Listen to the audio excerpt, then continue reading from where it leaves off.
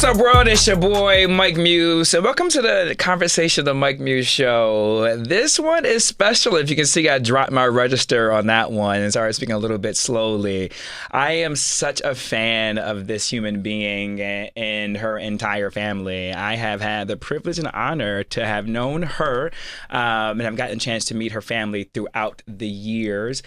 We first met on the Obama Trail back in 2008, and since then, what a journey it has been.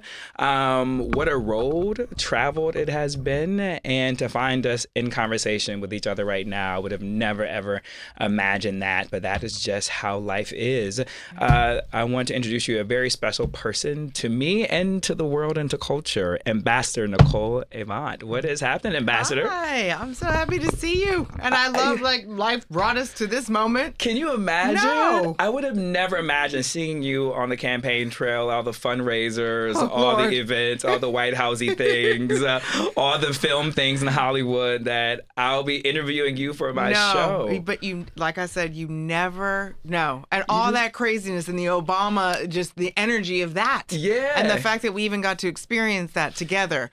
It's special. Because it's special. It's like a family. Yes. You don't even have to see them every day. Question. It's one of those things. We don't have to see them every day, but when you do see them, it's love, it's grace, it's excitement. It's excitement. Because we were part of this historic journey. Yeah. And a part of a movement that none of us knew. I mean, we knew what we wanted to happen, but I always tell people it was as if we were we were flying the plane, but building it at the same time, and we just didn't really know what was going on. But I knew that I knew that I had to be a part of that journey. What made you say yes to that? I'll share my reason, but what made you say yes? Because this was an improbable journey, ladies and gentlemen. We're talking 2007.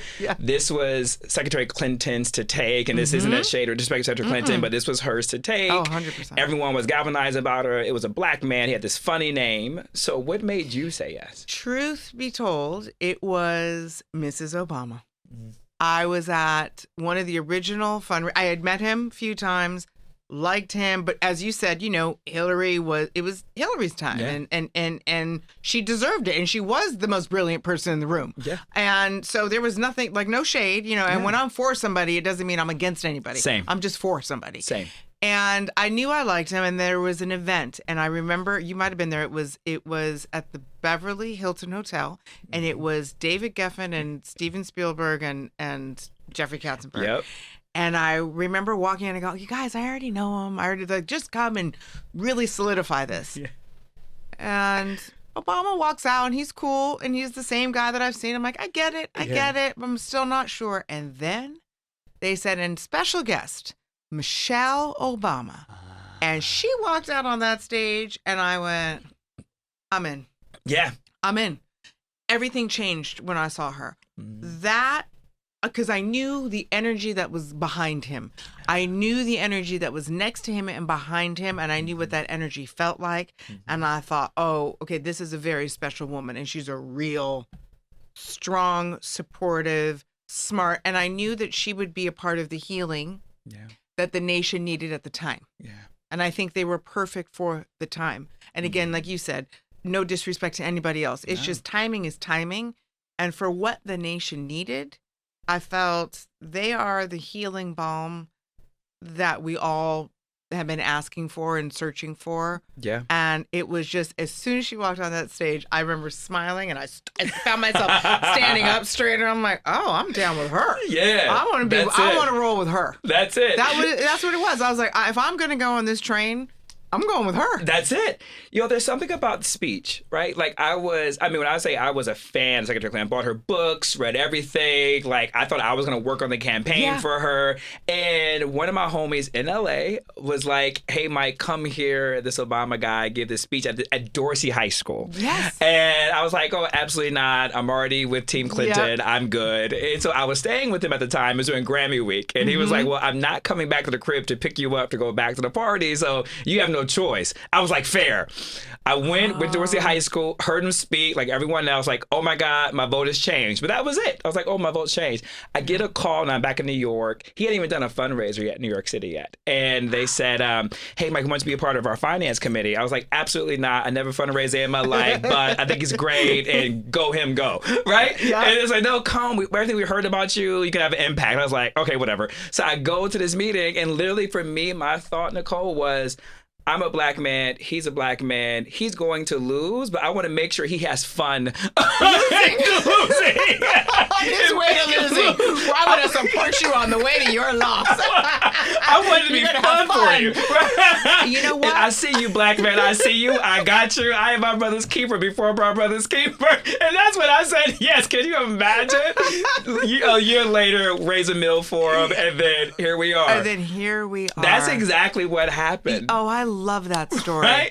And I think a lot of people were on your train about that. It's like, okay, you know what? We're gonna hold space for you. Oh yeah. And we want you to have fun. It was protection. I like that. It was a protection. It was protection. You know, and my father, you know, look, my parents loved him. They knew him from when he was state senator before. They had met him in Chicago. My dad kept coming back and he said, I love him. But, you know, my dad was never moved from Clinton. Yeah. You know, love them and still, you know, and they were great friends. And I loved it because I said, Dad, I'm not going against anybody. I believe in this person. And I just believe, I know I want to be I want to be on this train ride. Yeah. I don't know where it ends, but I want to be on the ride. And he was so great. He said, Nicole, you are a grown woman. Make a decision and stick with it. It's not personal. Yeah. This is not going against. And he kept reminding me, because you're for somebody, doesn't mean you're against anybody. Just stay on you're for this moment and see what happens. Then he would say, and you better get back to work because he's not going to win. You're wasting your time. Blah, blah, blah, blah, blah. I said, okay, Dad. Okay. See? I mean, he audience, this is before Iowa. All of this is happening before Iowa, to give timestamps here. Yes. This is before Iowa. And it was, you know, and then all of a sudden my dad was like, wait a minute. Wait, what's happening here? I said, I told you. I said, well, whatever, Dad. You know, and I try to throw it back in his face all the time. And they were just so proud. And then also I understood his generation. Yeah. His generation was scared for him. They thought, don't get behind him because someone's going to hurt him. I understood where they were coming from. It was protection in a different way. It was it was protection in a different way. Almost like, please don't, Ron, we cannot feel any more pain. Yeah. You know, they had already gone through everybody else. And it could be Medgar Evers. It could be Martin Luther King. It could be Malcolm X. It could be JFK. They felt all of them. Yeah. And so I think their generation just had enough. I never thought about it in that context. About his protection in the other way, because they had all those individuals that they saw. They saw them. I mean, felt it. Yes. And my mom would say, you know, we were alive. I mean, my mom I was a month old and Dr. King was killed.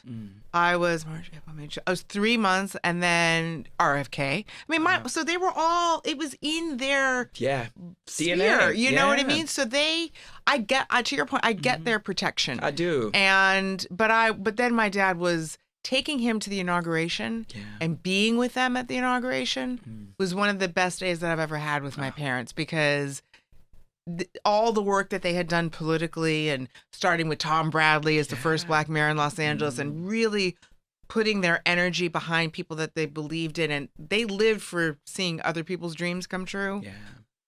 And it was freezing. I remember how cold it was. You remember? Yeah, it was freezing. I had frostbite. I'm like, okay, this is not cute. But I watched my father shed some tears. He says, he's like, you know, I had to go in the bathroom and just drop some tears.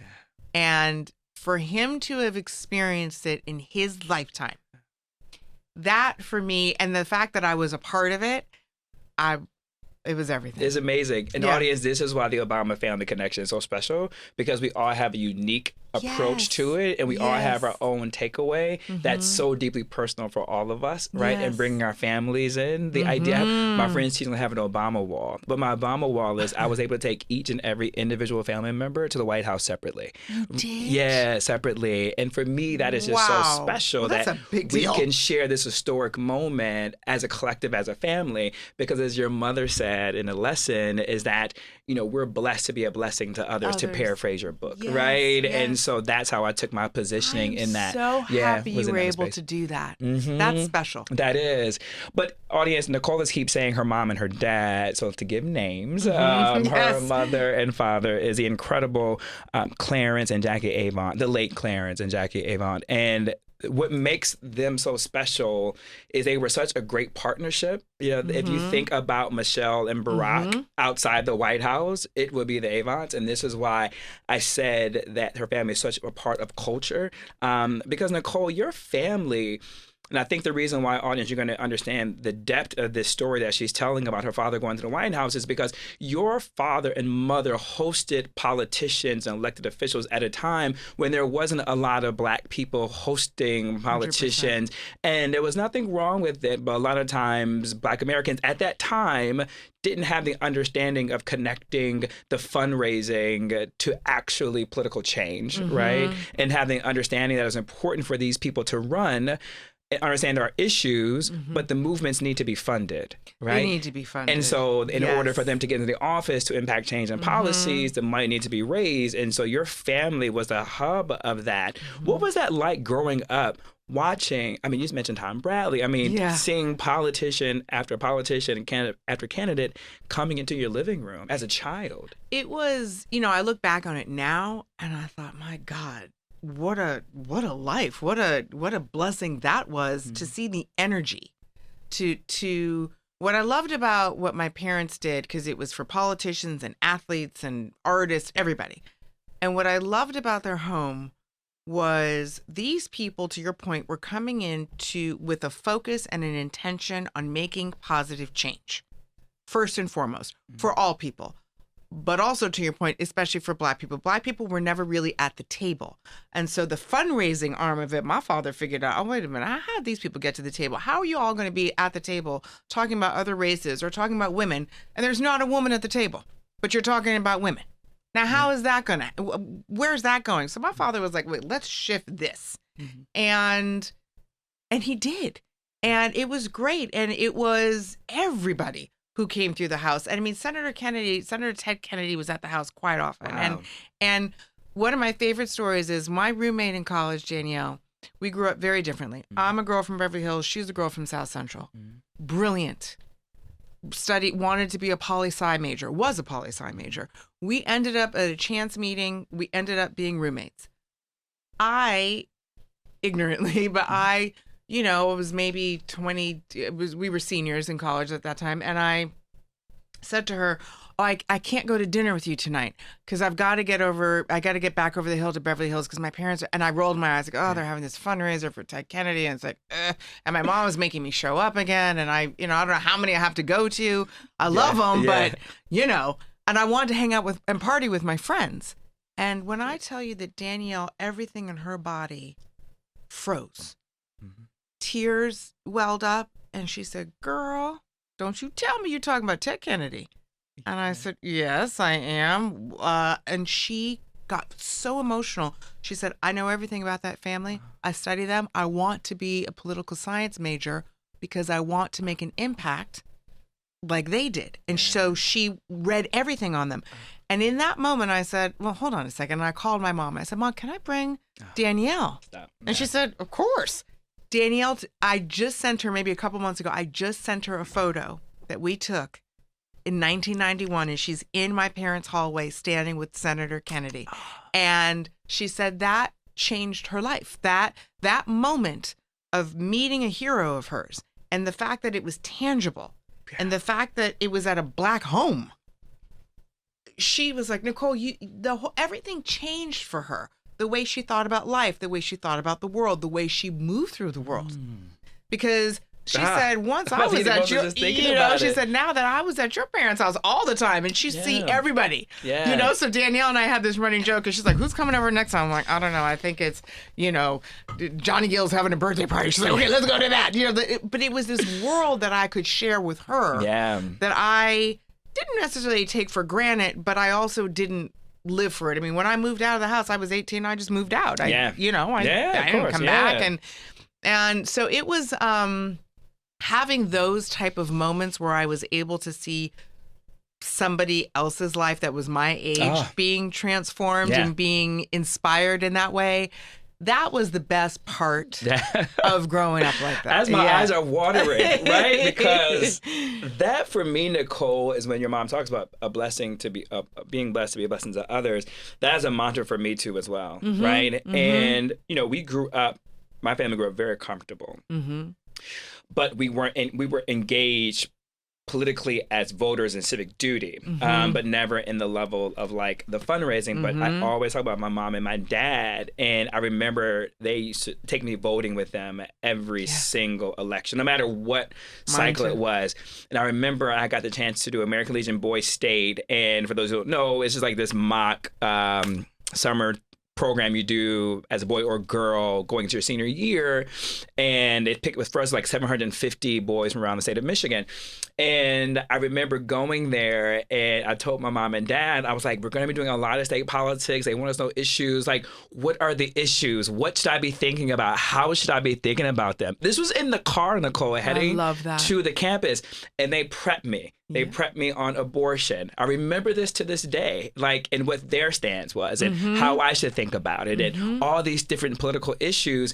And do you know their preparation allowed me, Boys State, and same thing for Girls State, but with just separate times, they picked the top 2 boys to go to Boys Nation. I was one of the top 2 that was selected. Amazing. And I know beyond a shadow of a doubt, it was because of the preparation that my parents did on the road to dropping me off, but also to making me politically aware, watching the 6 p.m. news, watching 6:30 as a family. I still hear the ticking of the 60 minutes on Sundays after football, right? The smell of like roast beef that my mom always cooked, right? Like all of that. That is what allowed me. So when that moment came for the Obama thing, like to say, okay, I can do this. I'm ready for it. I'm ready. And I think the reason I'm a little bit more emotional too as well, Nicole, is because this is how I imagine, I don't have kids yet, but this is what I want my kids to be able to come to my home and see their dad and their mom like hosting, you know, these great elected officials to show them how they can enact change, right? And I heard this beautiful story. I was in the suites yesterday at the Jets game.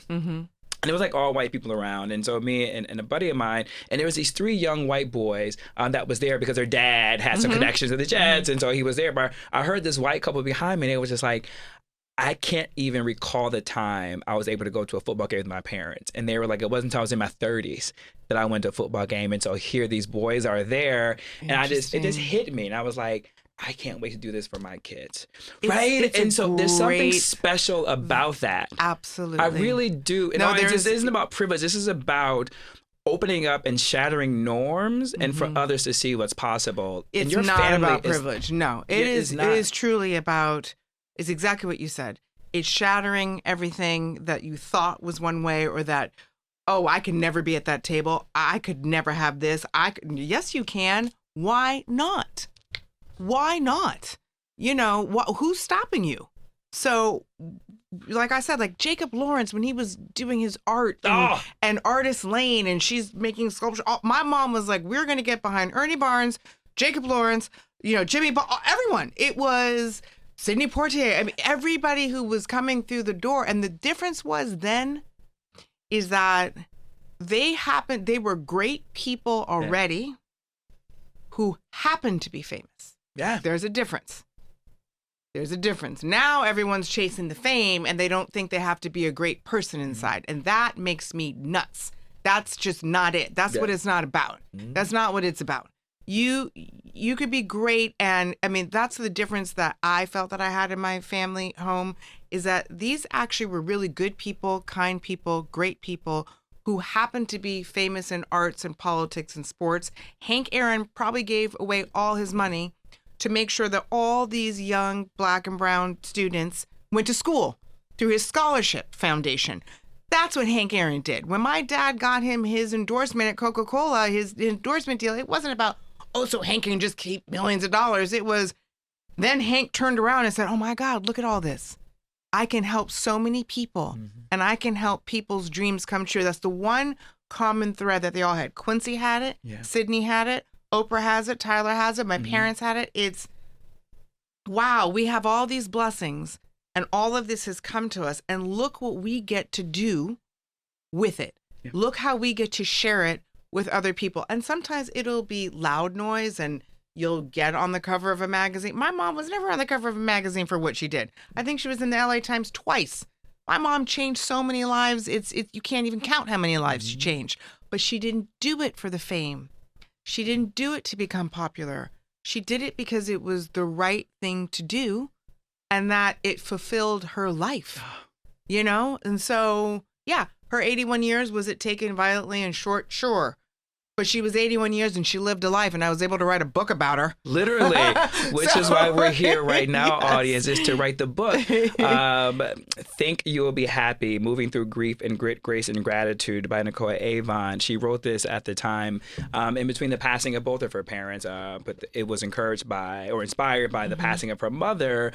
But just before we begin to transition to the book, I just want to talk about the importance of you just mentioning like those Black artists like Jacob Lawrence and audience, and we're saying these names now, but if there are any other Black artists that are up and coming that you see, I encourage you to buy their paintings, right? Buy their sculptures, buy their work, because the purchases that the Avant man was able to do, it allowed these artists to create more and to not have to worry about exhibitions and people pay attention to them. And it's hard being an artist. Yeah. Any type of artist. Yeah. Writer, painter, anything. It's hard and it's lonely. Yes. And I think people forget that it's lonely. Yes. So, yeah.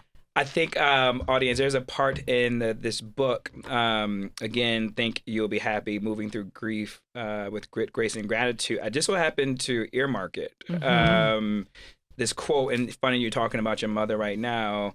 I pray I got this one right. But there's a quote from your mother that says, quote, "The more you do, the more you're out in the world, the more they'll have to write about. If you're out living a life and you're serving people and making a positive difference in people's lives, and if people smile when your name is mentioned, well, that's what they're going to write about you, how you made people feel seen, loved, and supported," end quote, by your mother. Yeah. I think that's exactly what you were just saying. Yes. And that came from me coming home, back in the 70s, they were allowed to do this, but, they would have you write your obituaries. We can't do that now. Everyone's getting in trouble for whatever reason. But I came home and I said, Mom, what am I going to write? I want to be a good person. That's all I had. And then that's how she answered. And she said, you know what? At the end of your life, if people can smile, really smile genuinely when they hear your name, and if you had done so many things in your life that you made a difference, a positive difference in people's lives, that's really all that matters, because you're not going to take anything with you. Yeah. You don't take anything. You don't take the stuff. You don't take the house. You don't take the car. You don't take the jewels. You're gone. Yeah. And so I'm so happy that that was her way to teach me how to be of service. Yeah. Your mother, when I got out of this, there's a couple times I had to put this book down just because it got a little too powerful for me, because I'm an empath. Yeah, me too. And I think there are so many powerful moments that your mother had. For me, I'm sure people are going to pull away so many different themes from this book. But one thing I pulled away, the consistent theme for me was intuition and intuitiveness. Right. And there was something so remarkable that stood out that actually closed the book during the Rock and Roll Hall of Fame moment. When your mother said, no, you go for your father. And then you said, I think that was her own way of knowing that she needed to reconcile the next transition of her life. Yes. Talk to me more about that, because that was so powerful to me. It's so incredible. She was so intuitive, my mom. Yeah. Very, very psychic. I mean, everyone knows it. She'd call, if Jackie was calling, what's going on? And he'd say, oh, I'm fine. And she'd wait, because she knew something was in your spirit. She knew something was stirring around. And we all went to the Rock and Roll Hall of Fame, and it was October 30th, 2021. And at the last minute, COVID was finished, but it wasn't. And rightfully so. She's like, listen, we're older now. Your dad needs to go because he needs to go accept his award. But she was hesitant and she was nervous. And then it was so interesting how she said to me, I haven't had a weekend by myself in over 50 years, which that struck me. Yeah. Because I thought, oh, right, you have really been sacrificing your time, your spirit, your energy of not going away and not doing this. I mean, she really was home all the time. And yes, she traveled here and there, but it was always with other people. Yeah. She never really had time for herself. And I just think intuitively, she must have known that, to your point, that there were things to wrap up. There were things that she needed to reconcile within her own spirit to herself, in her own house, and in her own way. Yeah. And and I thank God every day that, we have a shared birthday. And our last birthday lunch, she was able to also apologize for some things that we had misunderstandings about. And the beauty is that she was always about having accountability. Just have accountability, ask for forgiveness. That person doesn't have to accept it, but at least you do it for yourself. Yeah. And you own it. But she was all about energy. Yeah. She'd always say, energy is everywhere and it's everything. And she'd say, you are a radio tower, Nicole. So she used to give me examples like when you'd be in the car. She says, okay, I'm going to turn to this station and it's classical music. I'm going to turn to this station. It's hip hop. I'm going to turn to this station and it's R&B. Nothing has changed. It's just I changed the station.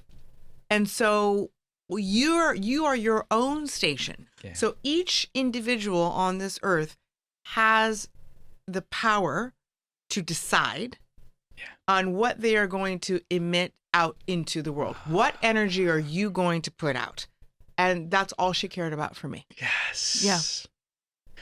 That does need a little bit of a beat because that's so powerful. When you think about like energy and energy transference. Oh, right. And it's transferable. Exactly. Energy is transferable. I mean, and music, transfers probably the most. Yeah. And it's great. Like I used to have this joke with my friends. I'm like, wow, I used to listen to Public Enemy all the time when I was working out. It's the best.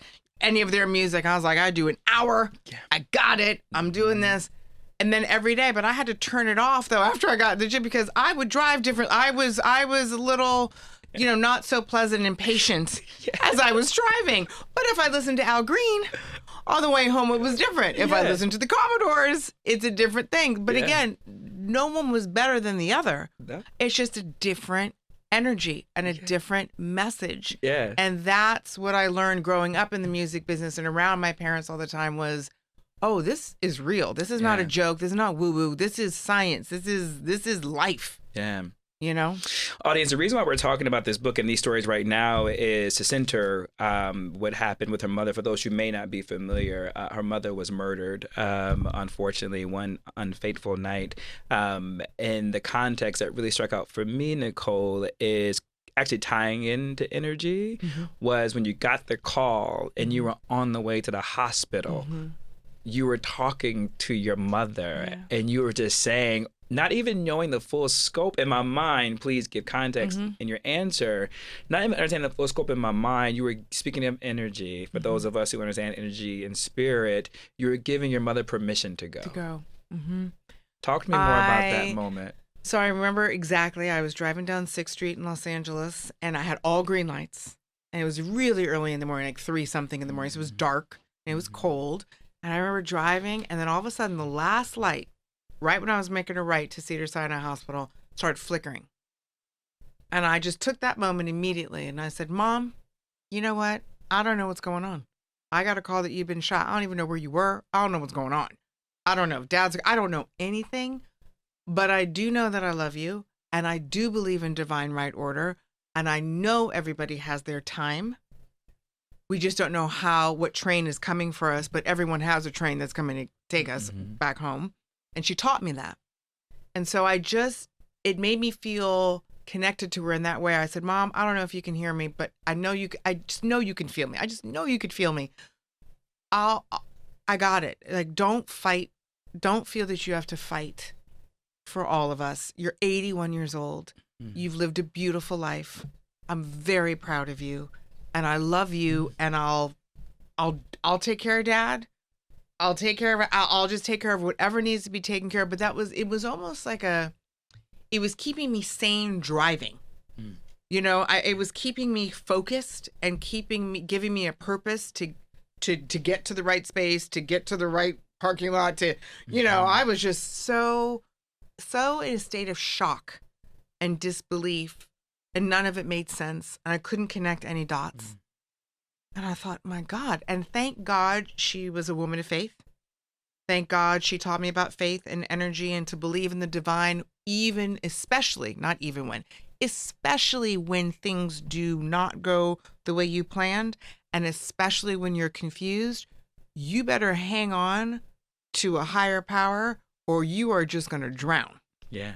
Don't get it twisted. Like this is, and I'm so happy I think it was Philippians 1:11, may you always be doing those good, kind things that show you're a child of the Lord. She had me memorize that because that was her way of saying the universe is very kind and everything's already been written. Now, the way people behave, now that's a different thing. Everyone has free will. So you can't always blame, oh, well, if there was, a higher power, why did this happen? My mom would say, well, that had nothing to do with a higher power. They already made everything. That was the person in that moment who chose to do this thing. Or this group of people who chose to go against this group of people.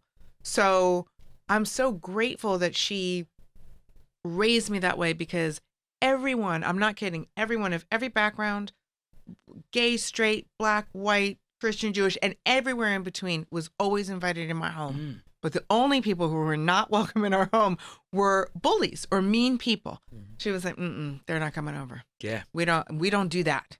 We do not do that. And I remember one day, their whole thing was, if we find out that you are going to school, and if we find out from the principal or your teachers that you went to school today to hurt somebody on purpose,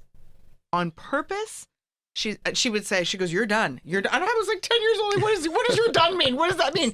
And she said, those are not our values. And you will not, you cannot live in this home. And that was her rule. Yeah. You don't have to like everybody. You're not going to like everybody. But you don't get to be mean to people because you don't like them. You don't get to be mean to make yourself feel good. You don't get to be, and you don't get to jump in if everyone's bullying one kid. So I was always the kid who stuck up for everybody. My husband comes to reunions with me now. He's been to 2. And he is like, all the people who were bullied and all the nerds, so to speak, come up to Ted and say, your wife made my life so much easier in high school. Wow. She told everybody, like, leave him alone. Don't do this. She was in the popular group and she made sure that the athletes left me alone. Everyone was cool. But that was from Jackie. Yeah. That was from Jackie. She loved people. Yeah. I love that. Nicole, this book is about an audience. Sorry, Nicole, you wrote the book. You know what the book is about. Nicole, you know what your book is about. Audience. This book, I can't talk to you all day, but that means you just have to come back. I'll come back. Because there's so much more to unpack. Yes. But as I close, audience, this book is really to help individuals who are going through grief. And particularly grief when sometimes it was taken suddenly, right? And one thing I was just thinking about, Jackie, and you've kind of answered it already, but I'd never have questions for my guests, my audience knows this, but I only just had one question for you, is how this book for me is besides intuition, something that was also too coming through is just grace and forgiveness. And I just don't know how that is possible sometimes, right? In particular, the way your mother was taken, but you still have such grace, right? And working on the act of forgiveness, working on the act of healing. Like, how? My parents gave me this, especially my mom, especially Grace. She would always say, Grace kind of covers everything. It's like a blanket, and it's a healing balm that you don't necessarily deserve. Yeah. But if you ask for grace, it comes in and it covers all, right? And for me, the act of forgiveness or moving towards forgiveness was more about my intention to really honor my soul and to honor my mom's soul and my father's life that he still had, and he moved in with us. And I thought, I cannot have hate. I can't have so much hate in my heart and in my body and in my soul and still be focused and productive with my father. I can't begin again, because that's what I said to my dad. I said, okay, we have to begin. That's our next step. We're just going to begin again. I don't know what that looks like. Yeah.